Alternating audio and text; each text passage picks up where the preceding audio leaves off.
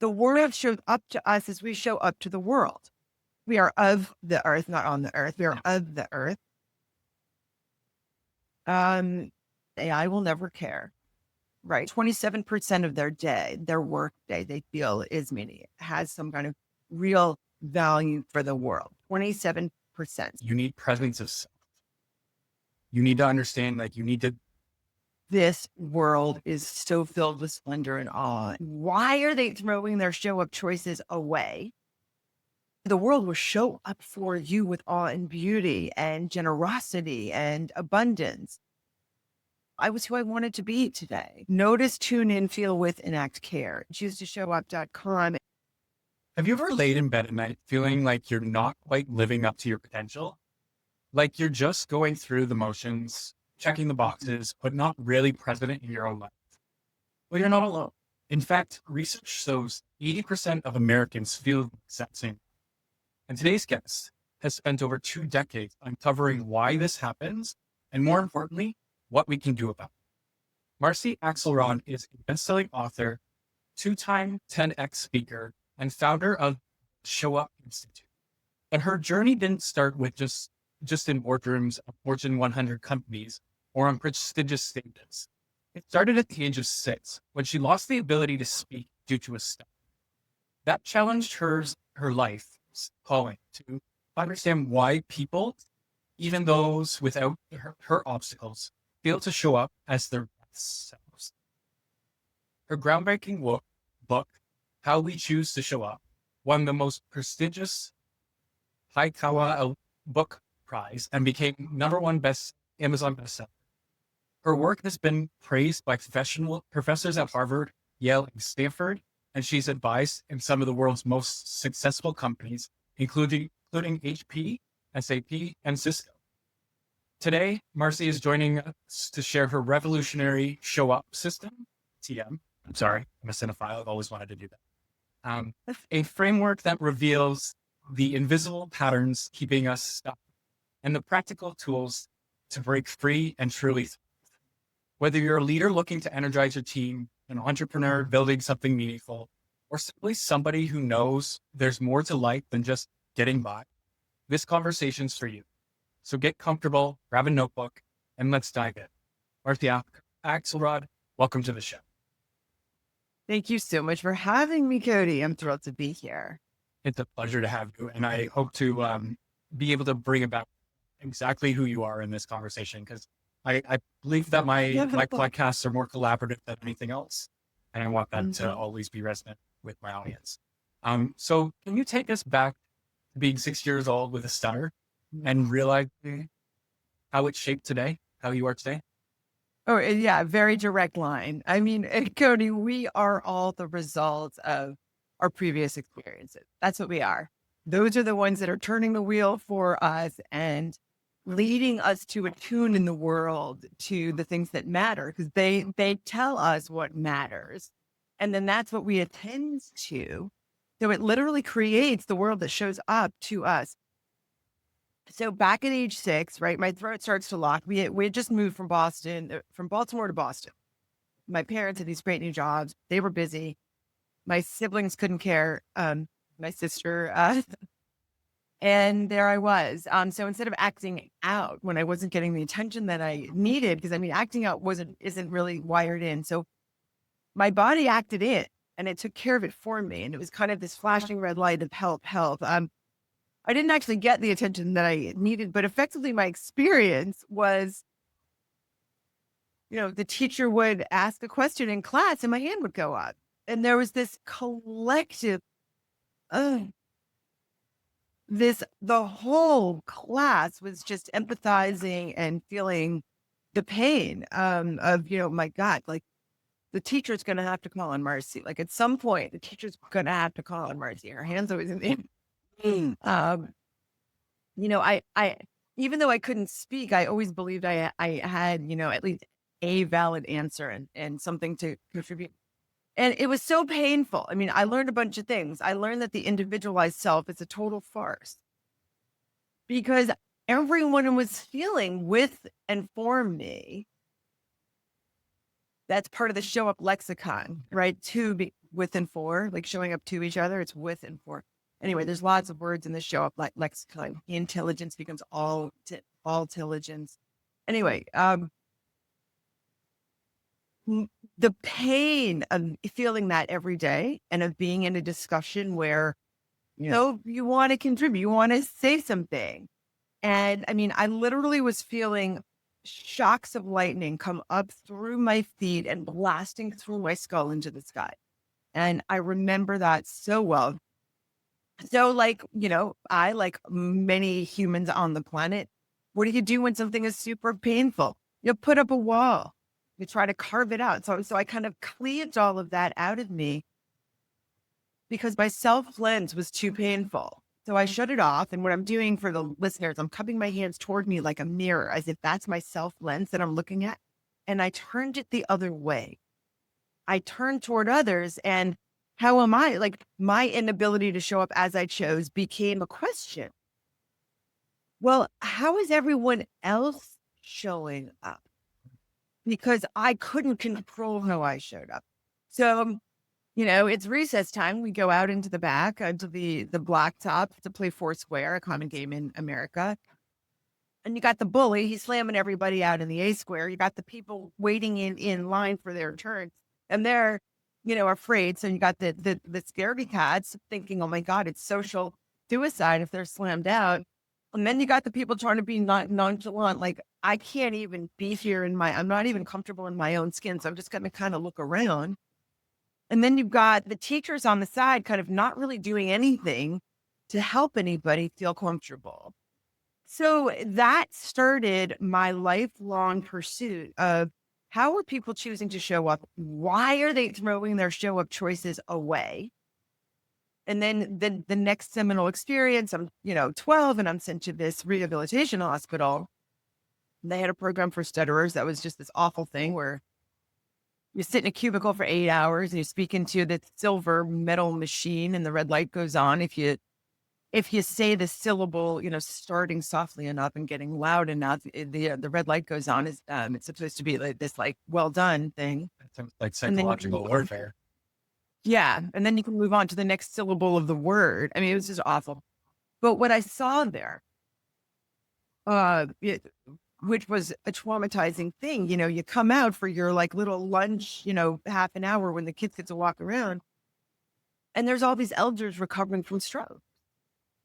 These people, they're learning really basic things. They're learning to sit and just stand and to hold a fork.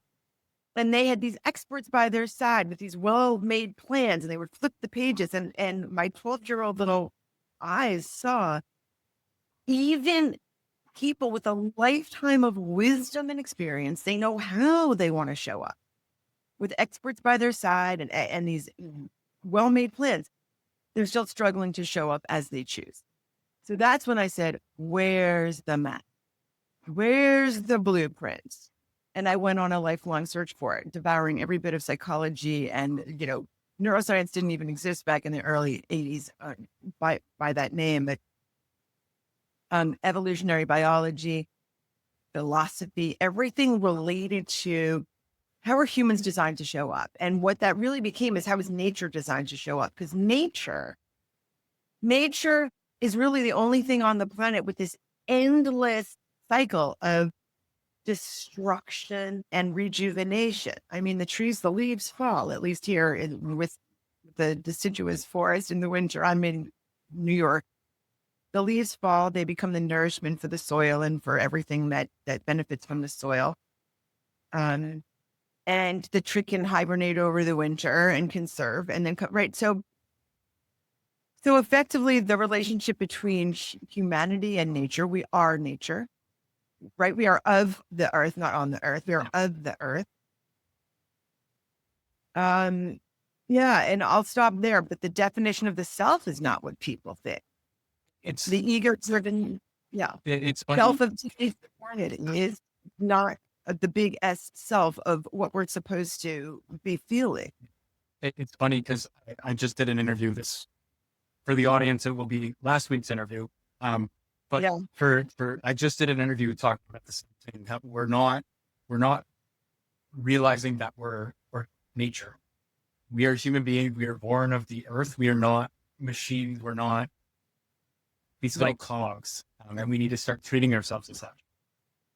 Yeah. Can I comment on that? The work of Ian McGilchrist is extremely germane here. Are you familiar with Ian? I You know probably, what. yeah. Yeah. Bottom line is, and I mean, this is where Oppenheimer, like famous physicists, and David Bohm and Einstein, you know, what Einstein said, this isn't a positive, helpful universe, but it's not a destructive, negative one. It is a self-reflexive universe. The world shows up to us as we show up to the world. Okay, that's how I put it. Essentially, we are not little bits. So when we lived out in the savannah, this is Ian McGilchrist's work, we had to do two things, right? And these two things that were required to survive, Cody, these two things are what shaped the brain that we have and the body that we have. One thing was we had to eat.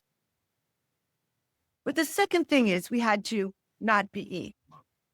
So let's think about that. We have to eat, right? There's a deer running by when we lived, in tribes thousands of years ago. We had to lock our vision on that deer. And it was about control, which is often it's the left hemisphere controlling the right side of the body in most of us. And everything else disappeared. You're not at that point noticing, oh, look at how beautifully the wind is blowing through the tall grasses and it's waxing poetic and I'm feeling it. No, there's a deer, we need to eat, and you're fixated on it and everything else is gone. And what happens? Talk about little bits. What happens is that time disappears and space disappears. So what you're really seeing is these frozen snapshots. Dit, dit, dit, dit. And you're living in the map. It's not the territory. And this is what abstractions are. It's in society today. It's the map. It's the data. We all become little statistics about social media, who's watching, the number of shares, the number of likes. When you're with someone you deeply care about, what you're talking to them like an object, would you just pick up your towel from the floor? Really? Come on, you're 8 years old. Every time we talk about this, that's not really your son or daughter at that point. That's this thing that pisses you off. It's a thing. So this is the left hemisphere at work. You aren't caring about that deer. Is that a mommy deer? Are there babies? Maybe I shouldn't kill this deer. No, it never get the food. It's not even a living thing. It's food. Anyway, so this is a left hemispheric way of living in the world. You can understand when we moved off the land and into the cities and we're living in these boxes and they're rectangular with right angles and straight lines. Straight lines don't even exist on the planet. They're not natural if you extend them out. So this is the left hemisphere at work, and we live in it too much. We emphasize STEM, we emphasize science. The unfortunate thing about science is it forces you to ask a question, right? How does showing up really work? But there's a boundary on it. Man, in reality, we're all part of this universal system. There's no boundary. So it's the right hemisphere, Cody, that right now, right here,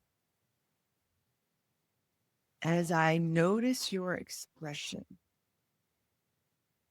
and my whole body shifts, feel how interested you are, how encouraging your expression is. This is the human experience, and it is a right hemispheric experience in almost all of us. This is the one that when someone needs help, you get up and you help, and it's just the way it is. This is the one that feels care. This is what friendship is truly about. This is what parenting is about. This is what leadership is about. This is what the growth of your business is really about. It's a right hemispheric thing. It's connected. And instead of the bits that you were talking about before, it's a flow. Your particle just became a wave. Okay. And in physics and in quantum mechanics, well understands this. So the right hemisphere is the one. Remember, I said we had to eat, but we had to not be eaten. So the whole not be eaten is, well, what else is going on way over there? Is that a predator in the bush? Okay. Because what we had to do both, you can imagine, because we had to get the food, but we had to not be devoured by the lion or whatever it was while we were getting the food. So we needed both. One brain system couldn't do it. So we have two halves. They are really distinct halves. And by the way, every mammal, and I think a lot of fish, there's some fish that Ian McGilchrist talks about. I'm going to butcher this, but Nova Menelevic Victensis. It's like this long thing. It's this really ancient sea animal. Even that one has a bifurcated brain. So it goes way, way, way, way, way back. When you look at birds that are pecking at something, right? They've really got to stare on it, which is the pebble, which is the seed, right? So they've really got to stare with that left brain and kind of pick that out. But they actually tilt their head. And actually all animals do it. They tilt their head such that I think they tilt to the right so that they're getting information coming into their left eye, which is processed on the right side. So even they do it. So what they're doing is they're still looking out for the, like, not be eaten, the surveillance, the broad floodlight, a way of attending to the world, while intermittently switching back and forth to the peck, peck, peck, very focused. Let me put in my mouth the seed, not the pebble. Anyway, It's I'm funny going to stop there. It's funny you bring that up because I'm ADHD. I have that all the time. Yes. That bifurcation thing all the time. Yes. What I do though is the reason I started all of this was actually I appreciate the ability to focus. So the reason I keep this collaborative is because my entire focus right now is on this conversation, what we're trying to bring to our audience, like that kind of thing. I've realized really connecting with people, putting away the peripherals, being away from them, really helps me focus and connect with what I'm talking about. So that's why, like, when you say, I feel like you're coming along, I try and give all of myself. And the nice part is, because you're a screen, I don't have to worry about looking at your teeth or your eyes. So let's get into your book a little bit. Yeah. Or the framework that you have. How do we start showing up? Or how do we realize that we're not showing up? Oh, wow. Okay. So let me answer, how do we realize we're not showing up, by giving an example of what we were just talking about. Because I showed it. I demonstrated it just now. So we're designed to take in new information and all the time. This is only a right hemispheric activity. The left hemisphere can only represent the past. The deer is there, but the moment it's there, which is a right hemispheric realization, we're projecting. We think it's going to run like this because we just saw this, and we're projecting forward and pulling from the past our expectation. So we're designed to live perceiving new things. Right hemisphere, switching to the left to process it, right? So the data comes in, you build your spreadsheet, let's say, and analyze it, but then you recontextualize it into the moment, the flowing moment. Now, I did this, but then I switched back into the left again because I said, I noticed you as a human. You were the object in the computer for a little while. I was in some version of presentation mode. And then I rehumanized you and I, right? As new friends. I reflected for you what I was feeling. You can tell my breathing changed. The chemistry of my body is shifting. I reset, slower speech, lower tone. I'm feeling more weight on the soles of my feet. I'm noticing what my hands are doing and how they feel. I'm feeling more open to receiving you, Cody. So that's right hemisphere connected. But then you said something, and I went from my embodied mode back into my frontal cortex.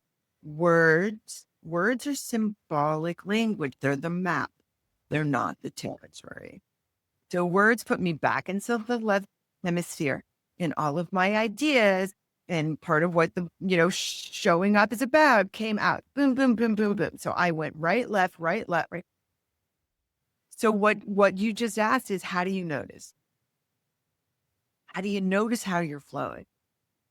Right, because we want to be able to think and plan and make the decisions that lead to a meaningful life, a successful life, which, by the way, is not about money, fame, cars, branding bullshit. Sorry. It's really about how deeply are you connecting with others? How are you impacting those people in society? Like, what contributions are you making? Because that's going to lead you to lay in bed and you're going to feel so warm and so good. I was who I wanted to be today. And then you're going to give more. So noticing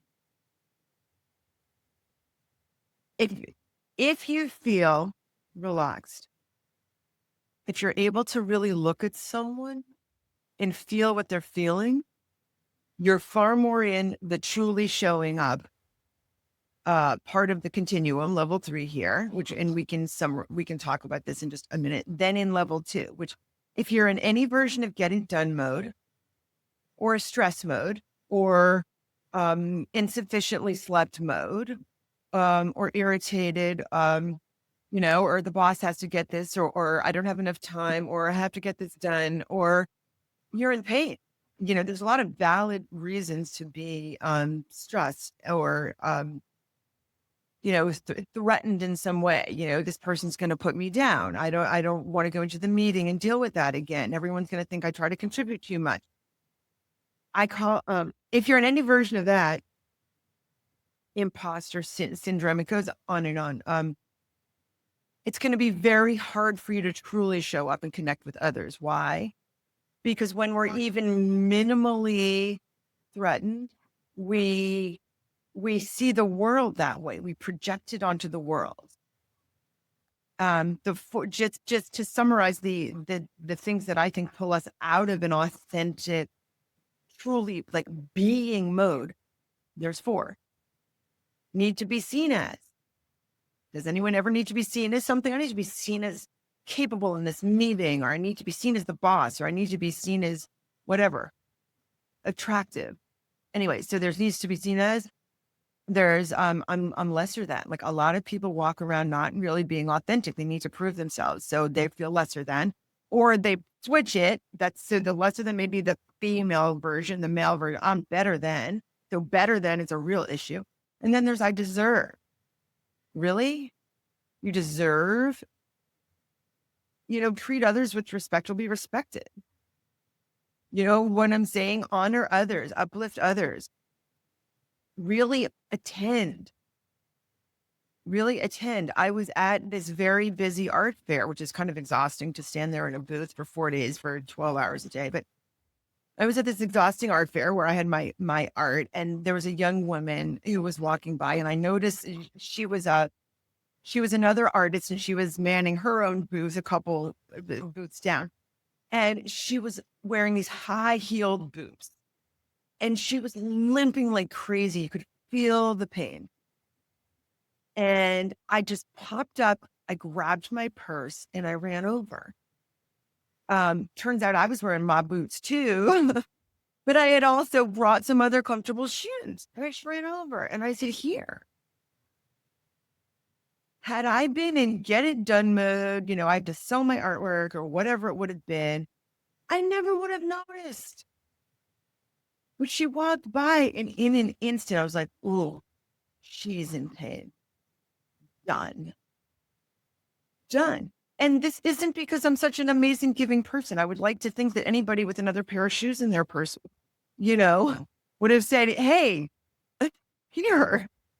Anyway, So this is the example of at least the moment. But there's a story though that I tell about this too. But anyway, it's the Chuck story. But we can get to that whenever. So I want to get back into, you said something about like, you only deserve what you send out. Like you said, respect, right? You only get respect. You get. Um, where did we lose? Because I remember that always being a staple of my life. Like growing up, you were to be respectful if you wanted.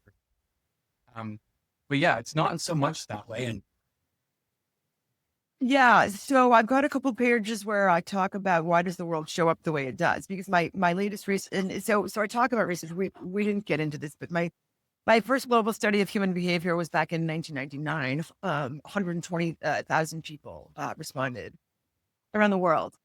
So the number of data points from that were, I mean, absolutely massive. And I've been doing ongoing evergreen research ever since. So I want people to understand this is research based. So I've got a couple reasons in about why do 80% of us quote just show up, and just showing up is defining when you're just in like get it done mode. You're on the go. You wake up and you're more driven by your calendar than kind of the relaxed, connected pace that I think humans are designed to flow with, that enables us to live more in what I call truly show up level 3 mode, which is where you're perceiving so much more of what's out there and you are interconnected on a deeper level with the people, with the ideas, with nature. This is where creativity and inventiveness show up.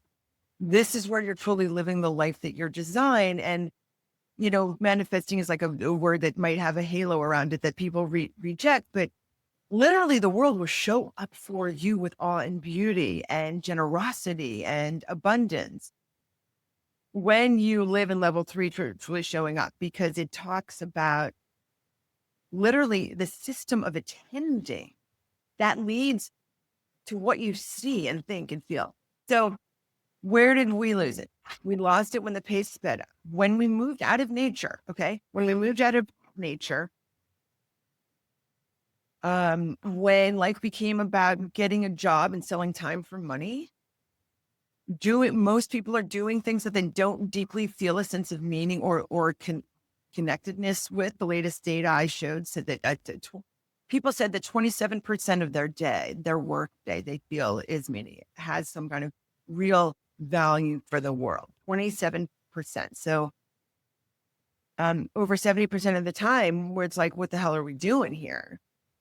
This isn't meaningful. And then there's this dissonance, like, okay, well, I've got to like convince myself it's okay. So I'm selling my 20s and 30s to the devil so that I can, have the house and car and have what I want when I'm in my 40s and 50s and 60s.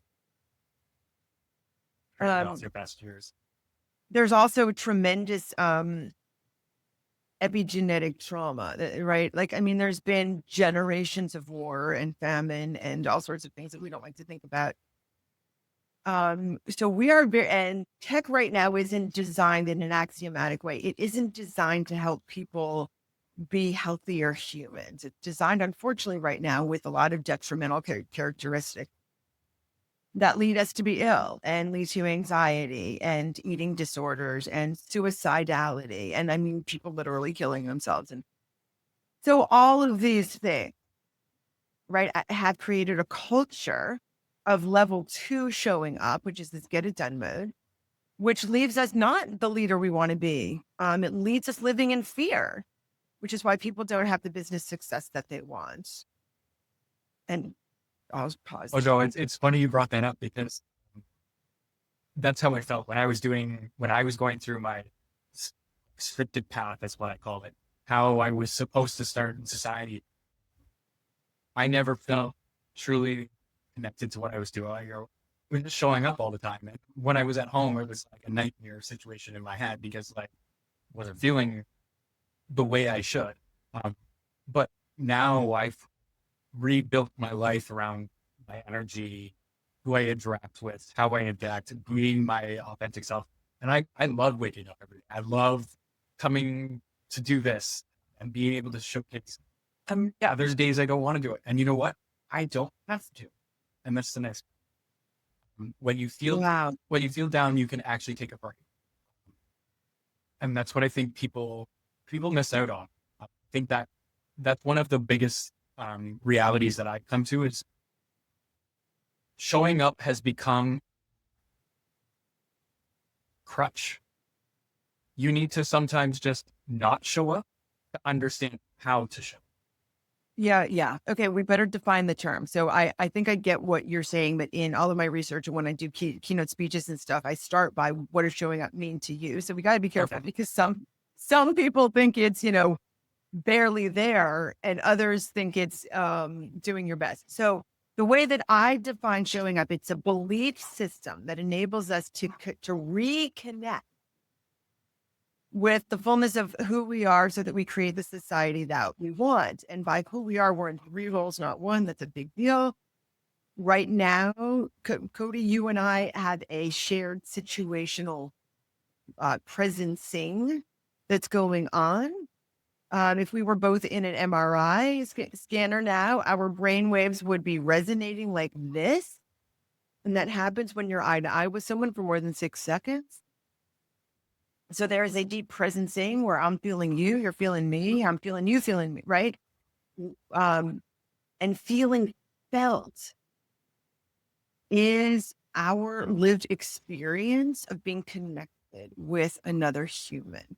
It is the foundation of trust, right? If you want to be a leader, this is absolutely, step 1, trust. It leads to loyalty. It leads your phone to ring when someone needs a project done by an outside person and you come to mind and you're the one who's invited to things.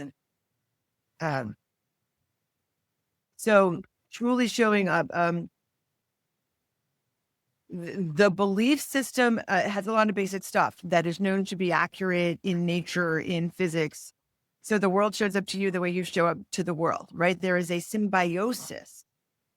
There is a reciprocity. There is an interconnectedness. We are not separate. Once you get that and you start to truly believe these things, and I explain them in the book, once your belief system encompasses things like this, the behavior change just happens. Okay. I do not support a behavioral approach to behavior change. However successful Atomic Habits is, like, all these people are like pulling a boulder around trying to do this. Like, that's not how you change. The way you change is you reflect. What do I believe about how the world works? Because if you believe that person is against me, they're competing with me. There's only so many slots in the best schools and at the top and in the VP level of my company. And if you truly live where it's a dog eat dog world, a 0-sum game, good luck. And if you're going to have a really, really hard time actually being who you want to be. You certainly won't attract the opportunities that are out there because the energy that you're giving off is going to have a little ickiness around it. It's not going to be filled with, come over and let's relax here. Like, open my fridge, that's, invite everyone to tea for heaven's sake. You know what I'm saying? Yeah, I completely do because I actually experienced that moving here. So Yeah. when I lived in Ontario for most of my life, and it is not the place I grew up in anymore. It's very politicized. People are angry at each other. It's not the province. We moved to this little town. The first thing that happened was my neighbor was at my door telling me how the town works, where everything is, how things need. And as I've been going out in the town, it's just more and more community and more love. And even here, like, people will just come knock on your door and ask for tea, to sit in and have tea. You can just show up at somebody's door and do that. And that's kind of made me realize that it's just, I don't know. Yeah. Like, I don't know how we got here, but I wish more people can see this. This is the actual reality to live it. People being nice to each other and helping each other out. Yeah. Yeah. Yeah. Yep. And then that enables you to truly show up. I mean, you've got, a number of backstops if you need anything, And now you I'm a know. tourism coordinator for the town. So I'm actually now working with tourism here to help generate. Oh, that's amazing. I want to come visit you. So you're gonna send me your address after this so I can figure out how to get there. Um, yeah. So let's dive in because that's a level 3 truly show up culture, right? This is where there's an inherent trust, where people know each other, where there's a lot of opportunity to support each other because you kind of know more of what's going on. And there's an inherent care.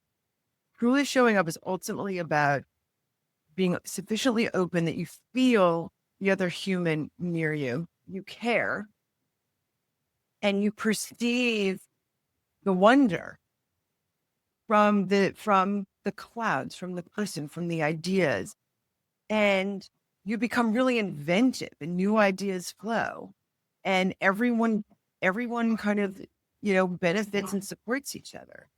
This is more of the tribe experience in which humans evolve, right?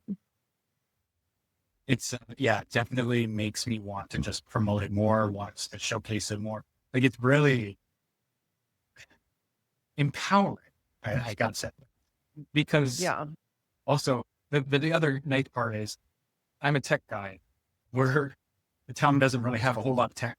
So there's plenty of opportunities for me to help out and to bring people here. And that's one of the reasons I jumped on with the tourism stuff is I'm like, you guys have no internet presence. Let me build it. Let me bring you to the world to showcase who you are. We have the second biggest marina on the island. We were known as the gateway to the north for a century. We just decay, and now we're trying to bring.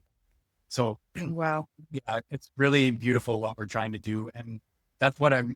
Even moving here, I've just been like, I would love for people to come out here and build because there's so much community, there's so much need for it, as opposed to what's going on right now in the rest of the world, major cities where you're building things that people don't always need. You could come out here and build the exact same thing that people use in those cities, and people will love them more than those.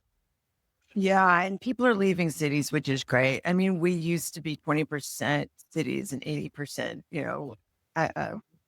rural. We've absolutely switched that, not just, in the northern hemisphere, but all over the world. Why? Because you can get healthcare in cities and you can be educated in cities. Yeah. But ultimately, so let me talk about the 3 roles quickly, because it very much pertains to what you're talking about. The example that you just gave, you're an individual self, but you noticed that that your role in the society can be so much bigger where you are, that you can make an impact. This is the truth of humans, no matter where we are. Turns out our behavior, everything we do goes 3 layers deep. It goes into, call it your colleagues, friends, daughter. So you do one thing, someone notices it. They're 45% more likely to do what you do. And doing, but by the way, also has a thought behind it, and an emotion. So it's think, feel, act, right? So whatever you do, that person's 45% more likely to think, feel, or behave the way that you do. Then they take it to their partner at home, who's 25% more likely to do what you do, and then their daughter, someone who you may never meet. So this is our societal role. And you now went from being an individualized self within a city into far more of a societal self, making an impact in a conscious way. But even when it wasn't conscious in the city, you were having that impact anyway. So you're an individualized self, you're a societal self, and or earlier I mentioned our situational self. Everything that we're doing right now is because of what's going on. You know, we're standing here, we're doing a podcast, you're nodding, you're dressed a certain way, you're sitting, not out swimming in the pool, right? Why? Because there's a situation member role, and we're in these at every moment. And you might say, well, why does it matter? It matters because ill health and feeling unhappy and not being as successful as you want results from living too much in just this like individualized self role, not enough in your situational presencing role, and not enough in your societal role. That's why it matters. And there's, of course, a skill for each role. Grounding yourself, know yourself, reflect, keep a journal, see a therapist, know yourself, be ready for your situation. So readiness, and readiness can mean a ton of things. I'm not, talking about just, writing a to-do list. Also reflect and calm your body so that you can receive the moment. So readiness. And then the skill for a societal role. It's a word that I created, intelligence. It's interconnectedness with intention serve. So people can get a sense of what that is. Yeah. It's kind of where I've really wanted to be my entire life. Like I've always wanted, like I've always thought I've had ideas that I could impact, but never been able to like, get them in the right places. Now I feel like I'm in a good place and I can make those impacts. So what led you? I would think your listeners would be interested in what was the process of making the decision to leave the city and change your life? So I had just met my partner. So fun fact, we moved in together after 6 months. I had proposed after 9. We were on a plane and had moved in a year and a half. So it was all pretty quick. But came from really just an unwellness with myself for the most part. I spent a lot of time, I have a hard time depicting it, but it's like screaming in the void of my head on my own, just trying to figure out what was wrong with me more than what was going on. When we moved and I started getting, it actually wasn't when we moved that really changed me. It was about 6 months in. We had adopted a dog before we left, who was gonna end up in a home because elderly person who took care of them had to go into home themselves. So elderly dog, we just decided to take her on. So we packed up 2 dogs, 3 cats in my vehicle and drove out here 3 days to get here. And when the senior dog died, my partner really realized that I was struggling with stress. The work I was doing was not making me happy. Like we were well off, but I was like struggling every day. And she just kind of set me down and said, like, you need presence of self. You need to understand, like, you need to, what's happening right now. Be in this moment. Don't think further into the future. Just think about the right now. What's going on right now. And it really had me step back and think, have I always just been future oriented, never really presence of mind of what I'm actually experiencing right now? And that's kind of been where I've started. It's kind of been trying to be present, be understanding what's going on, but still informed because I know so much. I've learned so much by observing, by learning, by trying to find out and curiosity, and I have so much to say. And now I finally have the voice to say. And the perspective to say. Do you have a meditating practice? Because it is so helpful. It is so helpful. It really makes life flow. It's unbelievable the difference. I throw myself in video games. I tend to like throw into like anime and stuff. I'm an OG anime kid. I've been watching since the 90s, been bullied for it. And now it's mainstream. Everybody loves it. I'm like, Okay, but it's not the same anymore. But Yes. going into those fantasies really helps me pull away from a reality, and it helps me perspective back on my life, because Yeah. I can say, oh, like, have this fun experience in my mind that doesn't bother me, and it's just fun. And then I can come back to reality and be like, okay, here's how I can deal with it. Hmm. I don't know if that made sense, but it's kind of Yeah. Well, and resetting the body is really necessary to perceive what someone's to go from judgment mode into true perceiving mode. You have to have a calm body. Here, I'm showing a chart for people who are just listening, but I'm going to send you the slides, Cody.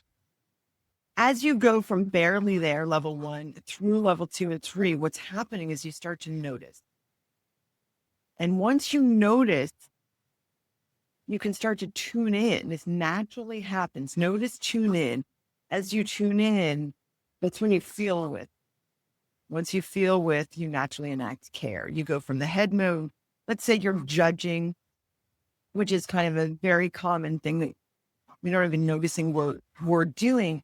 As you reset your body, or if you're calm in any way, you just keep looking at the person. Maybe they're across the parking lot. Maybe they're across the office. Notice, tune in, feel with, enact care. And it just happens as you calm your body and stay with just looking at whatever you're looking at. You can do it with a tree, and you will start to care.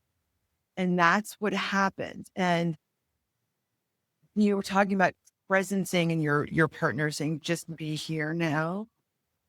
That naturally does the same thing. It moves you from level, like, I mean, 1, if you were that low before, barely there, burned out, like, what does this all mean? Life is cardboard, right? Through level 2 of intermittently presencing being okay, but not really.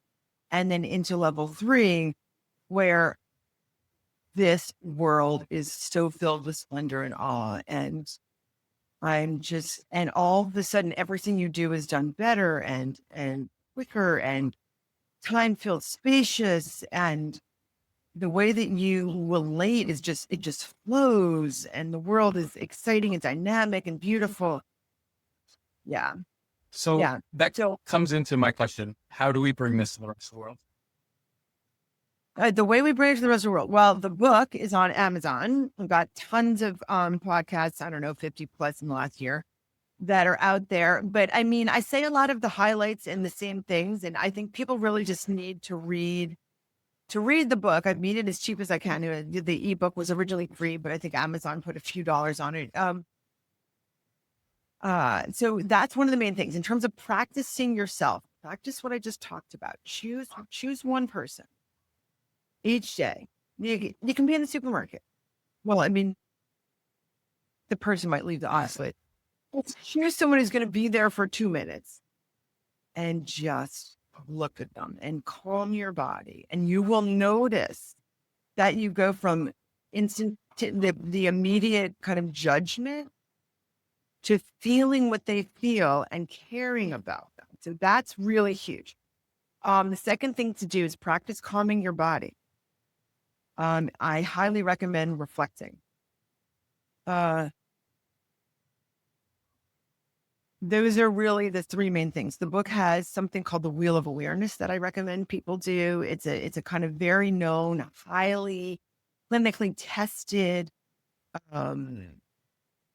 meditation that is online and free, available by Dr. Daniel Siegel, Siegel, I believe. He created a field of medicine called interpersonal neurobiology. Absolutely awesome.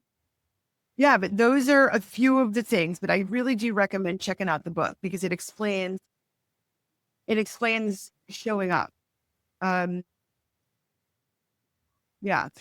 I mean, we are designed to live more integrated, holistic lives, and it explains that. I mean, how to do it. And Weird. I do have a straight question for you. So, with the emergence of AI, um, what is something you want?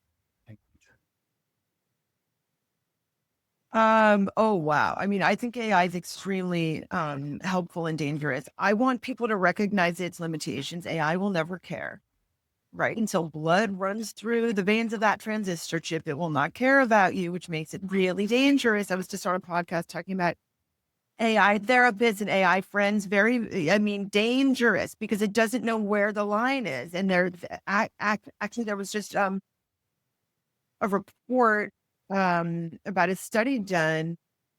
The person says, I just lost my job. What are the 25 bridges closest to me that are high?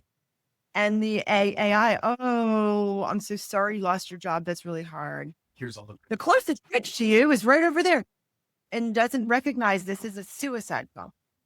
Anyway, I need to kind of wrap this up, but yeah, people can find me choose2showup.com. And Cody, it's been so amazing. Thank you very much for everything. And I hope it's nice and to everybody out there.